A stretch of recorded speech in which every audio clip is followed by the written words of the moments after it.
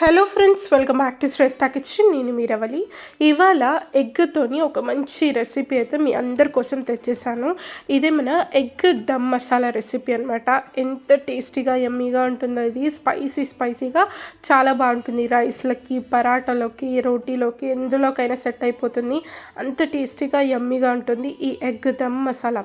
ఎగ్తోని రెగ్యులర్గా చేసుకునే fried rice, curry కాకుండా కొంచెం డిఫరెంట్గా ఇలా ట్రై చేసి చూడండి. సూపర్ టేస్టీగా ఉంటుంది.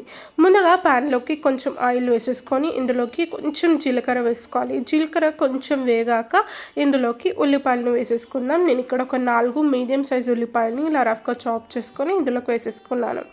ఉల్లిపాయలు మంచిగా ఇలా బాగా కలిపేసుకుని కొంచెం గోల్డెన్ బ్రౌన్ కలర్లోకి వచ్చేంత వరకు బాగా వేయించుకోవాలి ఉల్లిపాయలని. ఉల్లిపాయలు ఇలా వేగుతున్నప్పుడు కొంచెం కరివేపాకు కూడా వేసుకుందాం ఇందులోకి.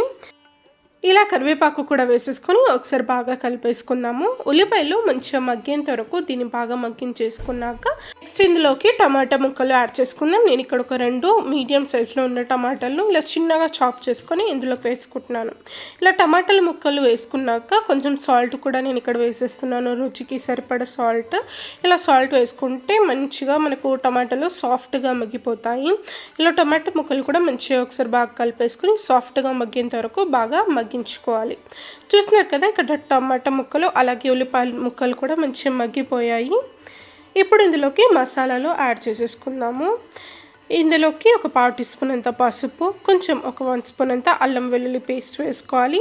ఒక 2 స్పూన్స్ అంత కారం కూడా నేను ఇక్కడ వేస్తున్నాను. అలాగే కొంచెం నేను ఇక్కడ వేయించి పొడి చేసుకున్న జీలకర్ర పొడి కూడా వేసాను. ఒక 1/2 స్పూన్ అంత ధనియాల పొడి కూడా వేసుకున్నాక ఇదంతా కూడా బాగా మిక్స్ చేసేసుకోవాలి. ఒకసారి బాగా కలుపుకున్నాక 1 నిమిషం సేపు మంచిగా ఈ మసాలాలను ఈ మిశ్రమంతో పాటు మంచిగా మగ్గించుకోవాలి. ఆ తర్వాత ఇందులోకి కొన్ని వాటర్ నేను ఇక్కడ యాడ్ చేశాను. ఎక్కువ కాకుండా కొంచెం వేసుకుంటే సరిపోతుంది, మసాలాలు మాడిపోకుండా ఉంటాయి.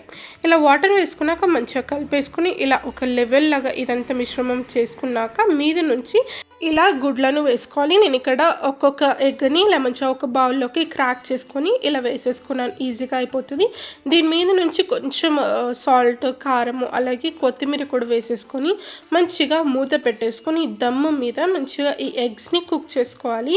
అసలు మిక్స్ చేయకుండా ఇలా వదిలేస్తే కనుక దమ్ మీద ఇలా కుక్ అవుతాయి. ఆ తర్వాత నెమ్మదిగా మనం మిక్స్ చేసినట్లయితే మనకు టేస్టీగా ఉండే ఎగ్ దమ్ మసాలా రెసిపీ అయితే రెడీ అయిపోతుంది. చూస్తున్నారు కదా ఎంత ఈజీ, అసలు చాలా అంటే చాలా బాగుంటుంది. చూడడానికి కూడా ఎంత సూపర్గా ఉంది కదా. తప్పకుండా ఈ ఎగ్ దమ్ మసాలాని తప్పకుండా ట్రై చేసి మీకు ఎలా కుదిరిందో నాతో కామెంట్ సెక్షన్లో షేర్ చేసుకోవడం అస్సలు మర్చిపోకండి. ఈ రెసిపీ నచ్చినట్లయితే తప్పకుండా వీడియోని లైక్ చేయండి, షేర్ చేయండి, మన ఛానల్ని సబ్స్క్రైబ్ చేసుకొని పక్కనే ఉన్న బెల్ ఐకాన్ కూడా ప్రెస్ చేయడం వల్ల నేను పెట్టే ప్రతి ఒక్క వీడియో మీకు నోటిఫికేషన్ వస్తుంది. మరిన్ని టేస్టీ రెసిపీస్ కోసం చూస్తూనేనండి శ్రేష్ఠ కిచెన్. నేను మీ Ravali, signing off. Bye bye.